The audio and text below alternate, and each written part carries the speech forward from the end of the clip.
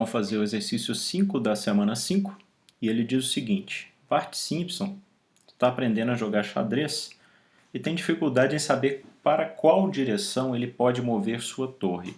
Sabemos que um tabuleiro de xadrez é composto por 8 linhas e 8 colunas e que a torre se move ortogonalmente, ou seja, pelas linhas horizontais ou pelas colunas, que são as verticais.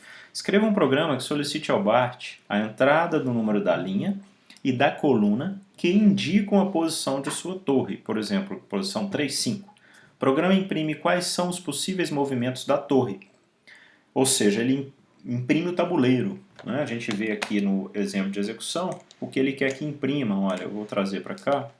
Ele quer que imprima isso, né?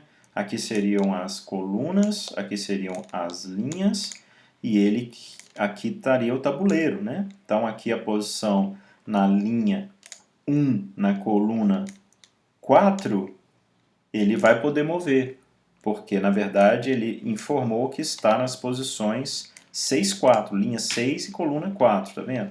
Então a linha 6, que está aqui, e toda a coluna 4 ficam com 1, todo o resto fica com 0. É isso que nós temos que fazer. Então vamos lá.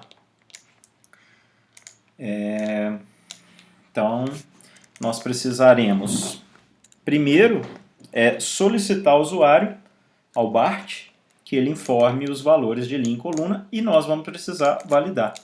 E escrever entrada inválida e solicitar nova entrada caso a entrada não seja válida. Isso vai ser feito para os valores de linha e coluna separadamente. Tá? Então, primeiro ele vai falar assim, informe a linha. Primeira coisa que ele vai fazer. Então, entrada e validação. Eu vou ter aqui, vou chamar de linha, igual a int do input, e o input eu vou mandar essa mensagem, informe a linha. Depois, coluna, mesma coisa, int, aqui o input,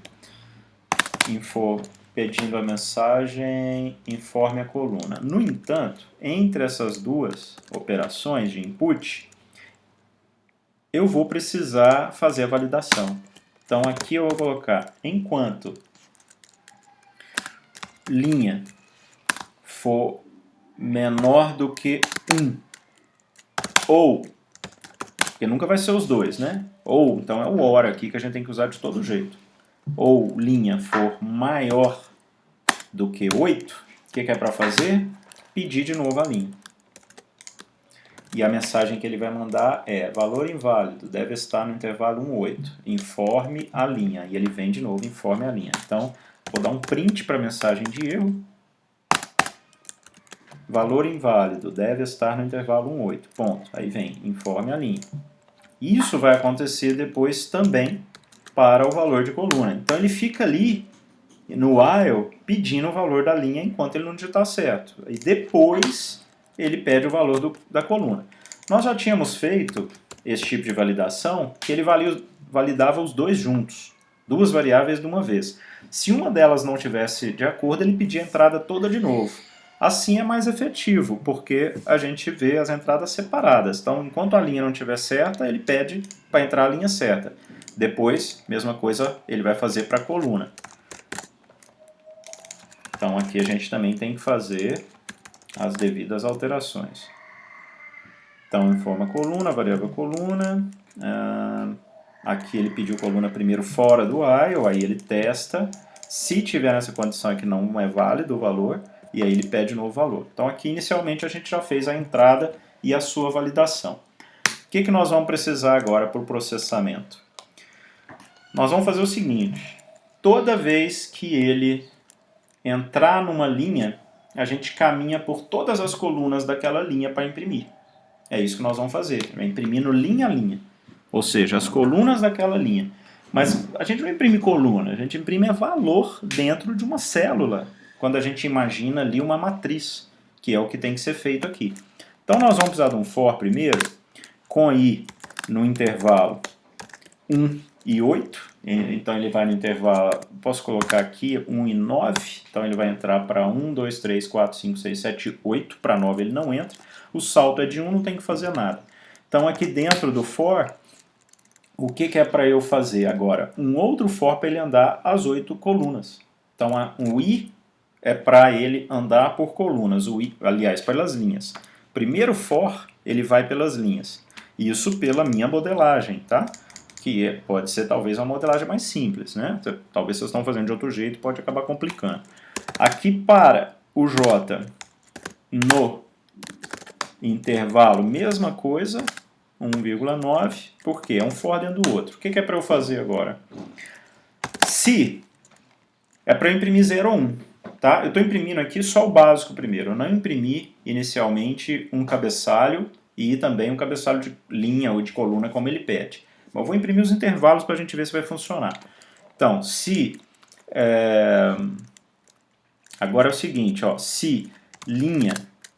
Se eu estiver na linha I, né? Então, se I for igual a linha, quando ele estiver, ele vai passar por todos os valores de J das colunas, para imprimir lá a primeira linha. Então, quando o I valer 1, o J vai começar valendo 1. Numa posição 1, 1, o I vale a linha é a primeira? Se for, é para ele imprimir 1, senão ele imprime 0.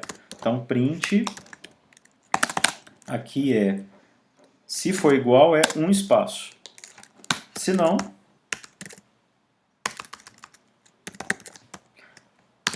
ele vai imprimir 0. Mas não é só ser igual à linha. É necessário o I ser igual à linha para ele imprimir 1, ou o J ser igual à coluna. Não é verdade? Porque qualquer um deles é para ele imprimir 1. E aí, se não for igual à linha ou igual à coluna, e sendo os dois, inclusive, ele entra aqui e vai imprimir 1, aí ele vai imprimir 0. Vamos ver se esse trechinho de código está funcionando? E aqui virou processamento e saída está aqui no meio. Vamos ver se vai funcionar? Estou curioso aqui. Aqui já deu um problema. Ele tem 2 pontos passando aqui, olha. Igual a linha ou... Porque antes eu tinha finalizado aqui o if. Então vamos lá, rodar de novo. Informe a linha. Então, a posição que está, vamos colocar igual está aqui. Se eu informar logo menos 6, o valor não válido, menos 6. Ó, então ele já está aqui em cima, me deu a mensagem, entrou aqui, deu o printf, entrou no while, tá vendo? Fez o linha, pediu linha de novo, ó. Informe a linha. Então, se eu entrar com o valor que não pode, 0 não pode, menos 3 não pode, 9 não pode, 500 não pode. Eu tenho que entrar com o valor válido, 6. Aí para coluna, mesma coisa, se eu estivesse entrando com valores que não pode, até a hora que eu entro com o valor certo, 4. E aí o que aconteceu? Ele imprimiu tudo aqui, tá vendo? Mas ele imprimiu um debaixo do outro. Eu queria que ele imprimisse aqui com um end igual a um espaço. Vou colocar o espaço, que aí eu tiro esse espaço aqui. Ó. Então, na verdade, ele não imprimiu no formato que eu queria, porque ele imprime por padrão. No print ele imprime uma quebra de linha, eu não queria. Era para imprimir um do lado do outro.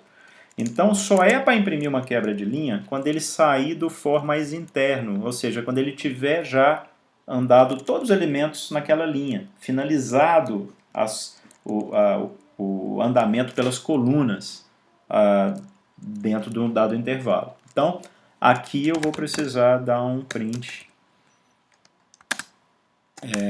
com nada aqui dentro, por exemplo, que aí ele força uma quebra de linha.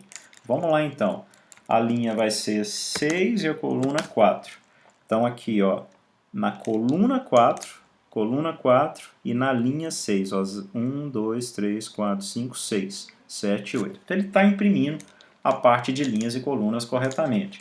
Se eu tivesse entrado com, imagina, 1 em 1.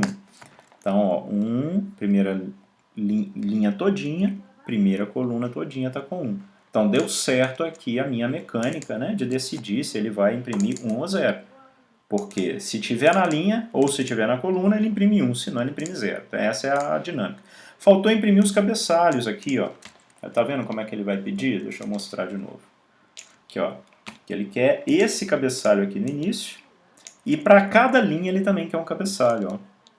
Tá? Na hora que ele entrar numa linha, é para ele imprimir 1, um tracinho, para ele dar o devido espaço em alinhar, tá vendo? 1 ficar alinhadinho, 2 ficar alinhadinho, 3, eu vou ter que preocupar com isso agora. Então já vou fazer dentro aqui, ó, de cada, quando ele entrar numa linha, ele já imprime então o cabeçalho daquela linha. No entanto, os cabeçalhos de colunas têm que ser impressos separadamente. Então eu tenho que botar eles antes aqui, ó. Então, vamos lá, o primeiro print vai ser dos valores de 1 até 8, dando um espaço no início.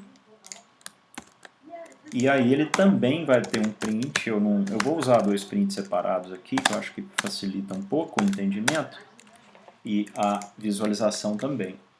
E aí aqui os tracinhos, olha. Então o que acontece? Aqui dentro, quando ele entrar na primeira linha, ele já tem que imprimir o cabeçalho da linha, que é o print, é um print formatado, porque esse cabeçalho da linha vai ter um número que é a própria linha. Então ele vai estar assim, próprio i, que é o número da linha, não é? A variável que itera, olha. Então é ela que vai conter o número da linha ali, que começa em 1. Então ele vai imprimir a linha, um espaço, e logo, na verdade eu posso até colocar assim o i, né? Aí como ele vai ter o end, então fica end igual, o que eu quero imprimir logo depois ali? Eu quero imprimir um espaço, um pipe, que é esse tracinho todo vertical mesmo, não é a divisão, nem a barra invertida, chamado de pipe, e logo um novo espaço. Então é isso que ele vai colocar no final daquela linha. Aqui está com... na verdade é porque é o seguinte, eu tenho que fechar aqui, aí depois vem um end abrindo de novo, ó, tá? Então beleza, vamos ver se agora vai, o que ele vai imprimir, a gente vai ajustando.